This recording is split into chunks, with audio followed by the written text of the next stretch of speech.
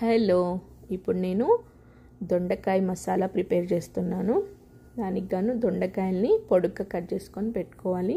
ఇప్పుడు పాన్ తీసేసుకొని ఆయిల్ వేసి, ఆయిల్ వేడెక్కిన తర్వాత ఆవాలు జీలకర్ర తీసుకొని అవి చిట్పట్ అన్న తర్వాత ఉల్లిపాయలు, పచ్చిమిర్చి, పుదీనా వేసేసుకొని ఫ్రై చేసుకోవాలి.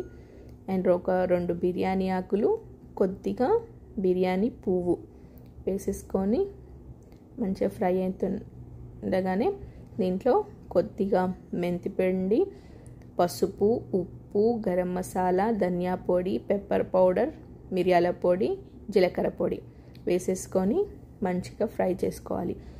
ఇప్పుడు దీంట్లో నేను ఇప్పుడు పోపుల్ని కొత్తిమీర కూడా వేసేసుకొని ఫ్రై చేసేసుకుంటాను.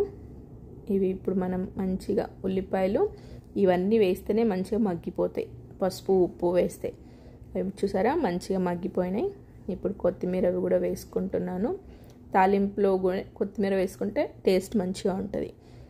కొత్తిమీర వేసుకున్న తర్వాత అల్లం వెల్లుల్లి పేస్ట్ వేసుకొని పచ్చివాసన పోయిన తర్వాత అల్లం వెల్లుల్లి పేస్ట్, ఇప్పుడు మనం ఆల్రెడీ కట్ చేసి పెట్టుకున్న దొండకాయ ముక్కలు కూడా వేసుకోవాలి.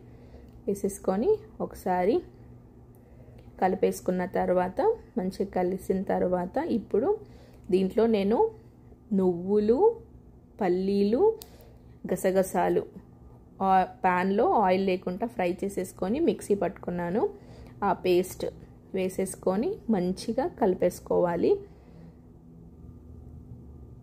యాక్చువల్గా దీంట్లోనే పెరుగు వేసేసి మిక్సీ చేయాలి, కానీ నేను మర్చిపోయాను మిక్సీలో వేయడము. సో ఇప్పుడు వేసుకుంటున్నాను.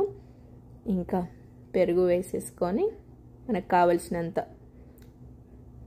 మాది గ్రేవీ ఎంత కావాలో అంత చూసేసుకొని నేను ఒక 2 స్పూన్స్ పెరుగు వేసాను.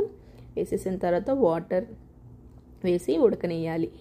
ఇది వాటర్ ఉడికిన తర్వాత, వాటర్లో దొండకాయలు మంచిగా ఉడికిన తర్వాత తగినంత కారం కొద్దిగా ఎక్కువనే పడుతుంది. పుల్లగా ఉంటుంది కదా, పెరిగేసాము అంతే.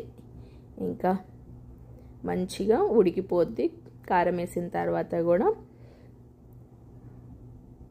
అంతే. ఇంకా అన్నీ వేసేసాము, ఇంకా పొళ్ళన్నీ వేసేసాము. ఇంకా కొద్దిసేపు అలానే మూత పెట్టేసి మగ్గించుకుంటే ఎమ్మి దొండకాయ కుర్మా ఈజీగా రెడీ అయిపోతుంది త్వరగా. Thank you.